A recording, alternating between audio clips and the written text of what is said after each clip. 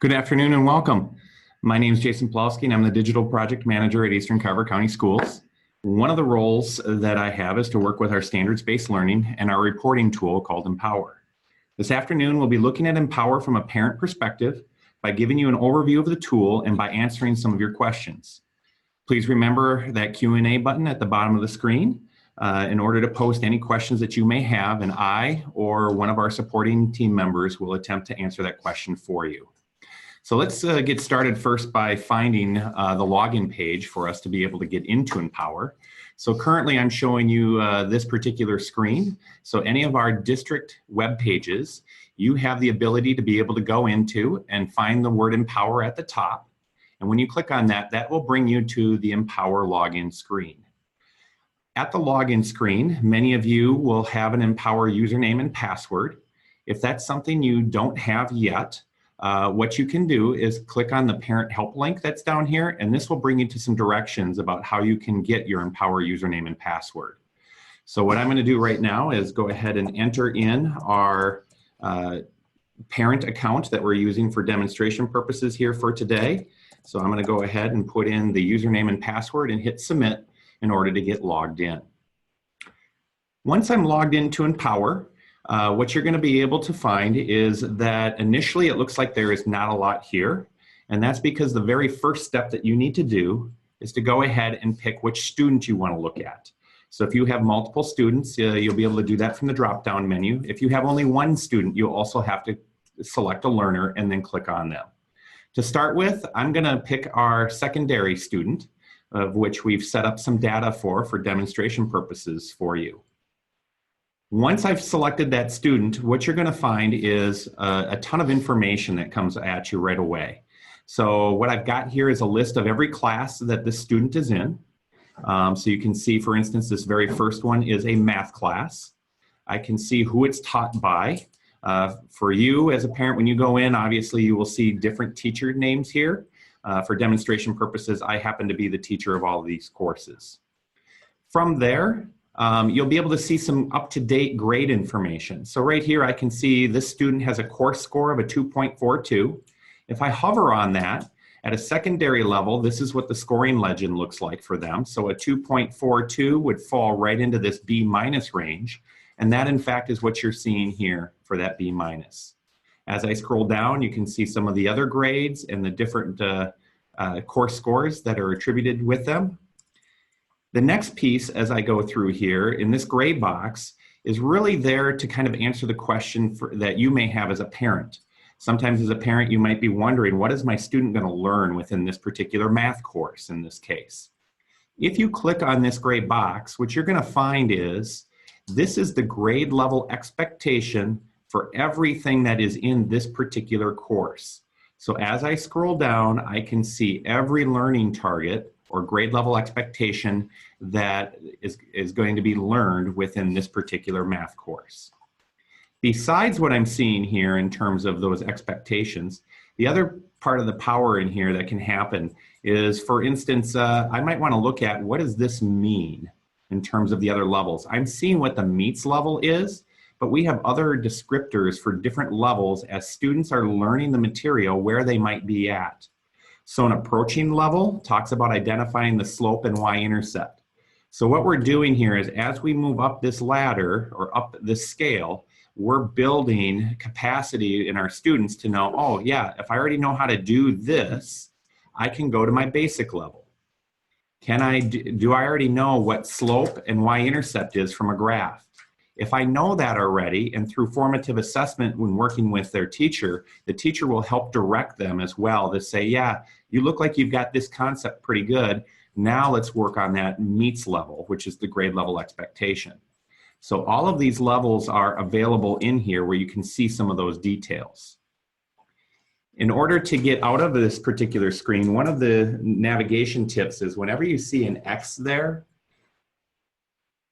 what you need to do is make sure that you close here and don't use the back button.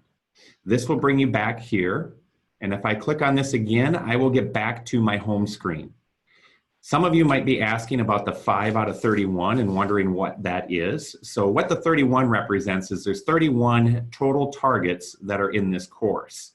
of which right now 5 of them are at or above the grade level expectation or meets level. I think it's important for you to note that this number at the beginning of the school year is going to start probably at 0 and start to grow.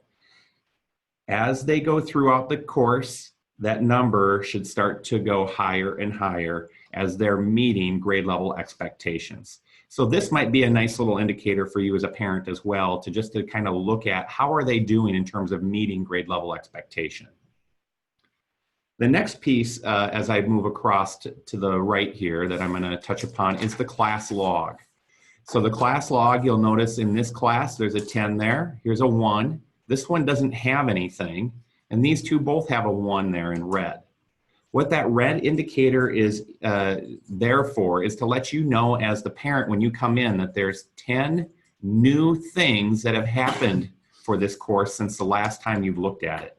So it's kind of an indication to say, hey, as you're looking across that grade, looking at where they're at in terms of grade level expectations, what are some of the new feedback the teacher may have given your student in this particular course? Before we get into that class log, just a reminder that for those of you that may have recently just joined us, not only welcome to the webinar, but also if you have questions, don't forget to use that Q&A feature that's at the bottom of the webinar. Getting back into that class log, what I'm going to do in order to see those indicators is I'm going to go ahead and hit that button, and now it's going to show me some of those scoring things that maybe the teacher has done since the last time I logged in. So as I scroll through here, I'm seeing some different pieces. I'm going to get to a point where I can talk about 2 different types of scoring that's happening within this class log right now. One of these pieces of scoring that I want to show you, and I think this one will be a good one to show you on, is really around some formative work. So the teacher has gone in and given some feedback to the student around where they're at based on this particular quiz. You'll notice that there's an ML/BL. So what the ML indicates is what the student achieved. So they achieved grade level expectation based off of that formative quiz. The BL is what the teacher had set as a goal score. So this is where they were expecting students to get. In this case, the student achieved higher than what the teacher was expecting. So it is possible, even though the teacher set the goal at basic, which was 1 step below the grade level expectation, it's possible for a student to achieve higher than that. The second one, you'll see a meets out of meets, a meets out of meets. This one's extends out of meets, so they went beyond. Same thing here, same thing here. These scores back here that don't have the slash with them are really our learning target scores or overall scores. So these are the scores that help make up that letter grade that you're seeing here. So in this case, I can see that there's a score of a not yet. That indicates probably a little bit of a problem area. To give you an idea here, I'm going to show you a little bit different screen to kind of give you an idea of with our learning target scores, where they are. So again, that meets level, that's our grade level expectation. So if I work down from there, the basic level is just before that, then it's approaching, and then it's not yet. So in some cases, when a student is marked not yet, that means they haven't provided any evidence yet to just demonstrate their knowledge or skill, and they should have been doing that by now.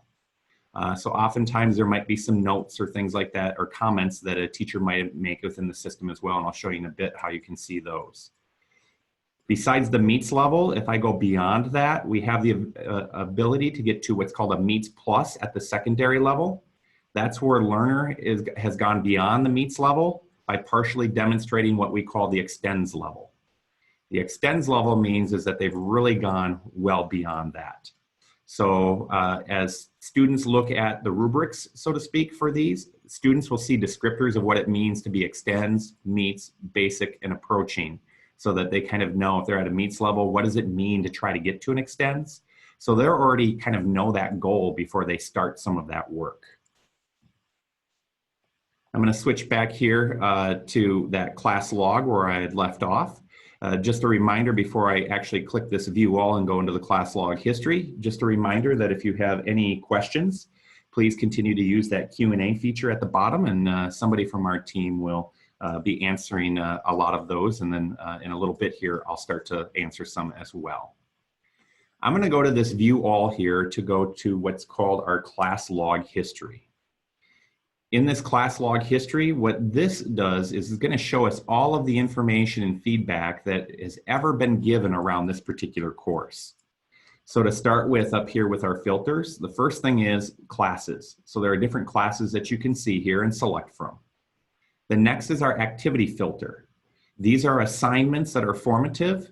If you remember earlier, we talked about a goal score, and you saw a score slash another score. Those are activities. Those are formative pieces that the teacher is giving feedback to the student on about where they're currently at. The overall score, you also have filters here that you can work through. With the overall score, these are really the learning target scores, the ones that really matter for calculating the grade.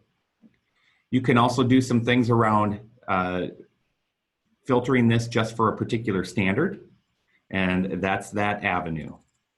As I look at what's here underneath those filters, really what we have here is we have a list of things that were scored based on when they were scored. So here you'll see some dates that were scored today, and as I scroll down, you'll see some other dates that play into this. So these should be ordered by the date they were scored.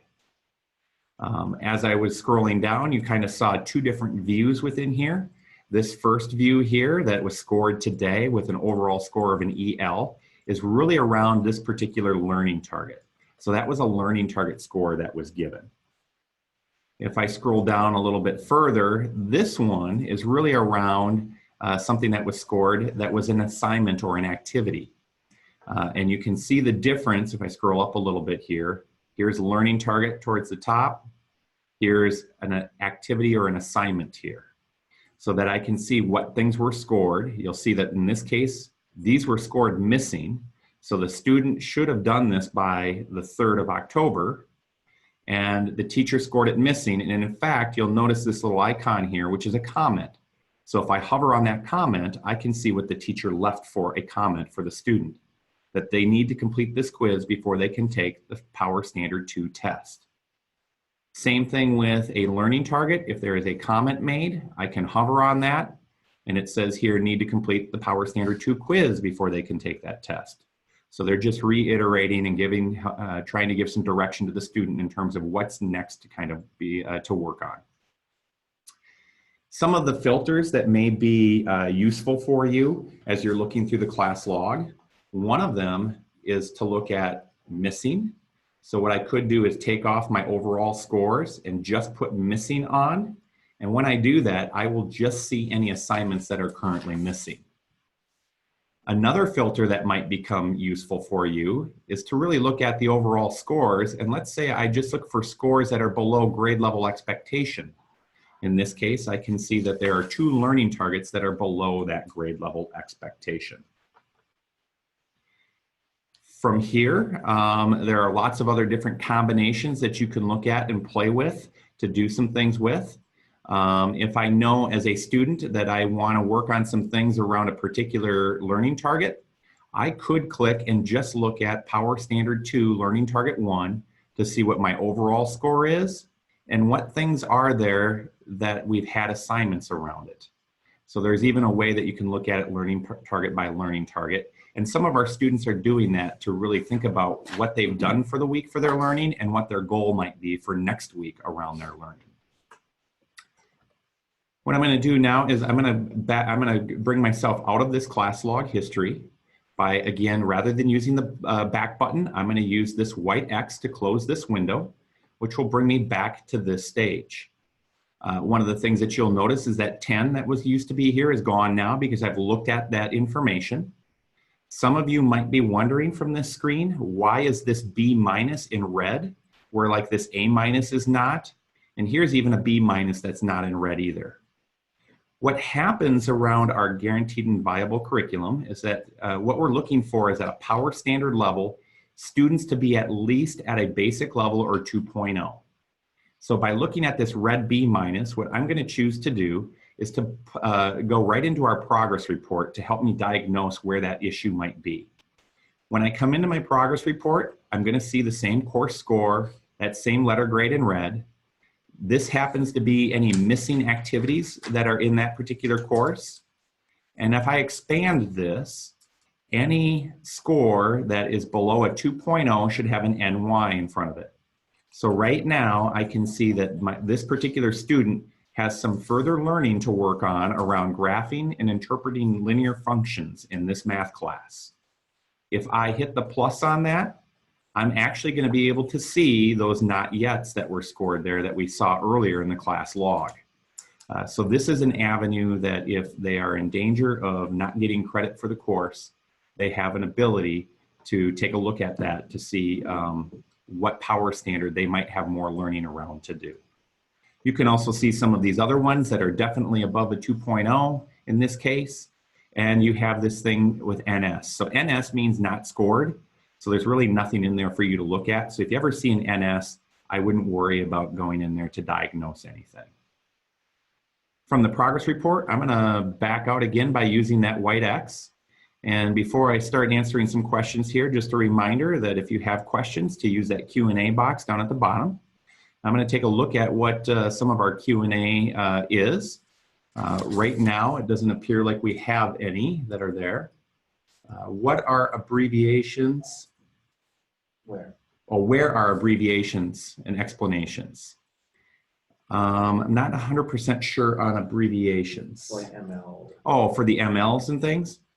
So if I wanted to look at what an ML was, is one thing, but if I want to look at a particular abbreviation, the best place to go is probably from that page I showed you earlier, and maybe I can show you through this.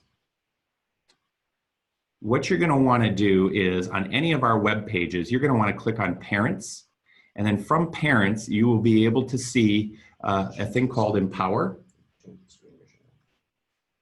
Did I change the screen? No. Didn't change. Okay. So what you want to do is click on that Empower thing on a district website, and I'd be able to show you that, but I can't pull that up right now with the screen that I'm showing. But if you go to any district website, at the top there'll be a Parents towards the top left. If you click on that, you'll be able to get to an icon that says Empower Information, and that'll bring you to an area that you can look at some of those abbreviations. For sake here, I can show you these learning target scores. So where our abbreviations are, and you can see this in that same information. You can't see that? No, you need to change the screen that you're sharing. Okay. Sorry about that. I got to hit a new share. I see that. Now you should be able to see it. Okay. My apologies. I inadvertently shared the wrong thing earlier, so I was not sharing my screen. I was just sharing a particular web browser. So here's where those learning target scores are with the different abbreviations. So if I talk about a MEETS, that's usually an ML. So sometimes we talk about this as being MEETS level versus extends level, basic level, the approaching level, and the not yet or NY. So these are the different abbreviations that are used throughout that. Please note that the MT or MEETS Plus is really a secondary level only. So that's our middle school and our high schools. That MEETS level that's here is really our grade level expectation. And a lot of the things that we are doing, we continue to work with Empower with these pieces so that we are able to define these the way that we want them. If I jump back here to this screen where we were looking at with Empower previously, a lot of the places that you can go, so that ML you see is right here. Probably the best place that you're going to see those abbreviations in a lot of cases is by clicking on the I. So when I come in here and I click on the I for a particular target, I can see the different levels that are here with the AL, the BL, which is basic, AL is approaching, MEETS, and EL.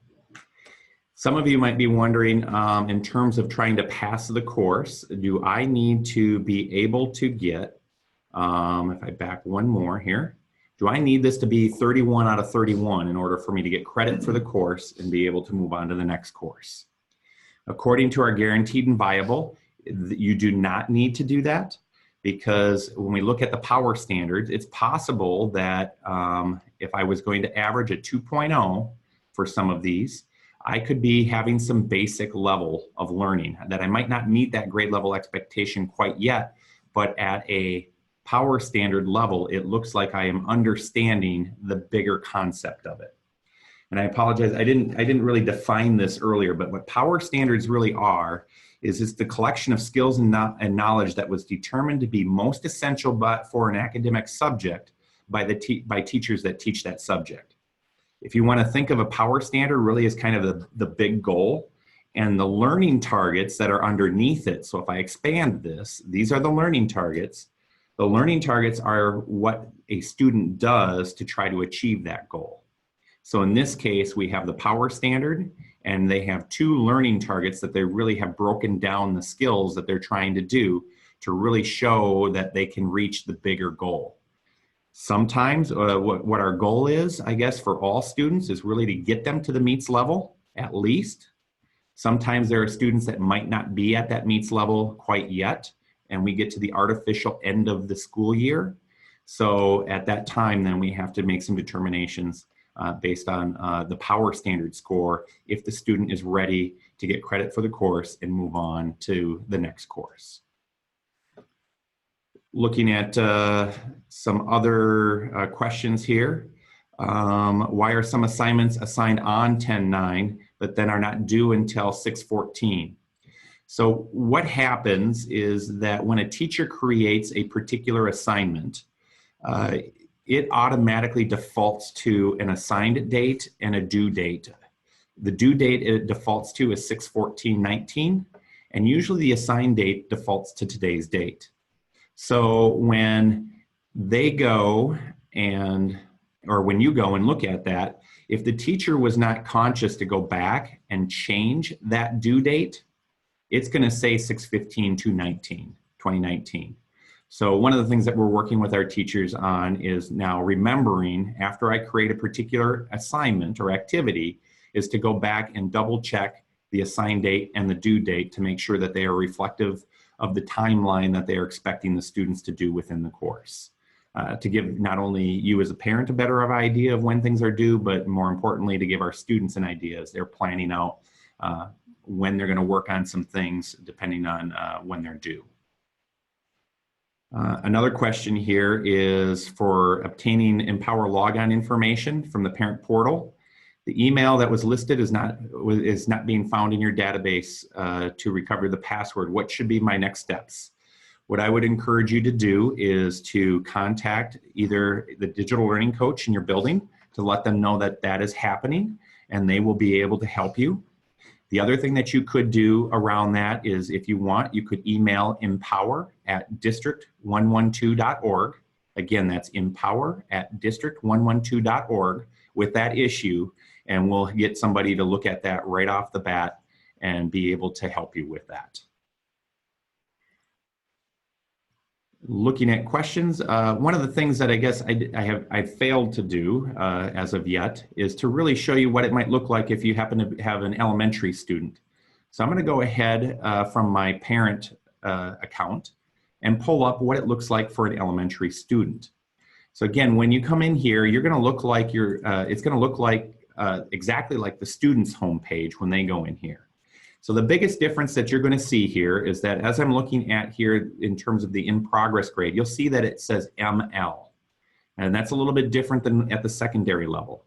So what's going to happen at this level is they have a different scoring legend to represent how the student is doing overall in that particular course.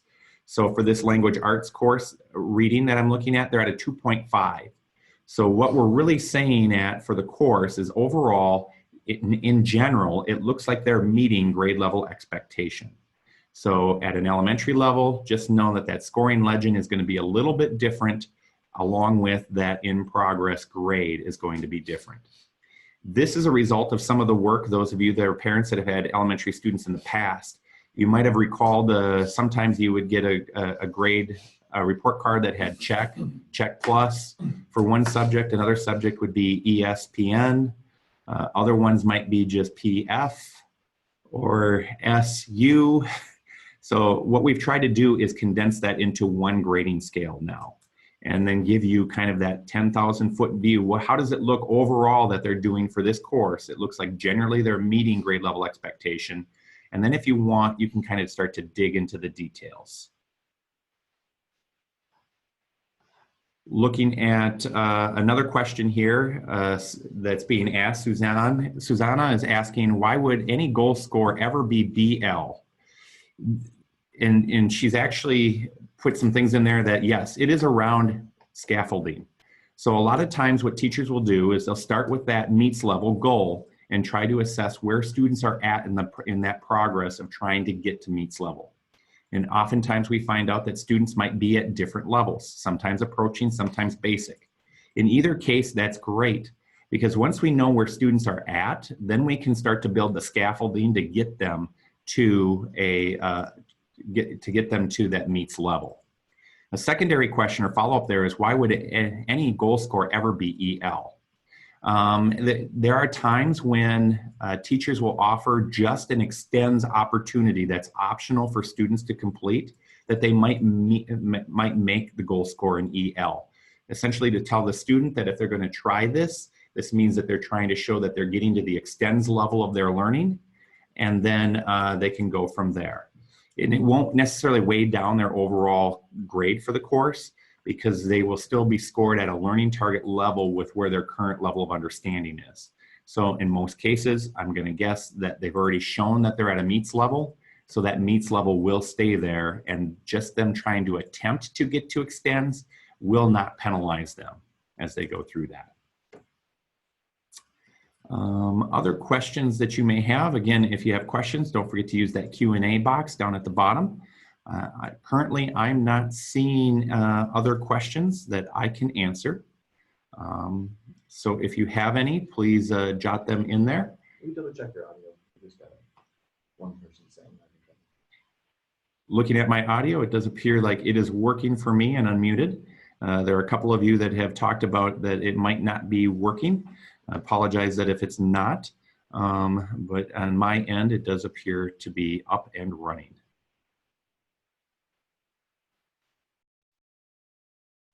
As I'm back here looking at that parent homepage, I guess kind of in summary here, as you're looking through, probably what I would recommend that as you are going to go through and look at this, when you first log in and select your student, one of the things that you can do is start to look at how they're doing in terms of that summary grade. So that's really that course score in this grade. After you've looked at that, I would really pay attention to, do you see any new notifications there for feedback? So like right here, I'm seeing my kid in social studies is at an A-. I see a new notification. I can see, oh, this one happens to be missing that was scored. So there's something that was scored missing there that I might be working with my student around now to making sure they get that done. After that, if there's a red grade, you might be concerned as a parent. And again, if you see that red grade, the progress report is a good spot to go to. And from there, you can always go to that class log history by hitting view all to see anything that's there.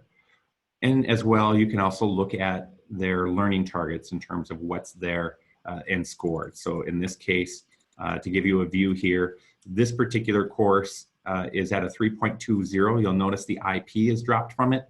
That indicates the student has been scored on every learning target. Currently, 10 out of 11 are at or above the meets level. If I were to click on that and scroll through, I can see this one target where they're at basic. So at this point, the student would be eligible to earn credit for that course, but probably is going to want to come back and work on this learning a little bit more, given that there's more time potentially. And then if I click on that I can see, oh, the student can write and organize creative text. Now what do they need to do? In order to get to the meets level, they need to write a clear and coherent creative text. So they have some additional requirements there that they have to meet in order to show that they got to that level of the learning.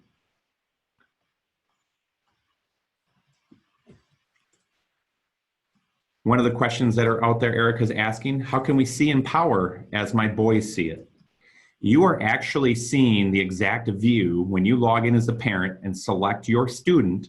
you're going to see the home page just as your particular student sees it. So you'll see the same things that are there. You will be able to actually go in and see how they're doing, what the activities look like. The only thing that you won't be able to do at a K through 8 level is you won't be able to see Google evidence that they turn in. So if they happen to turn in a Google Doc, you won't be able to see that.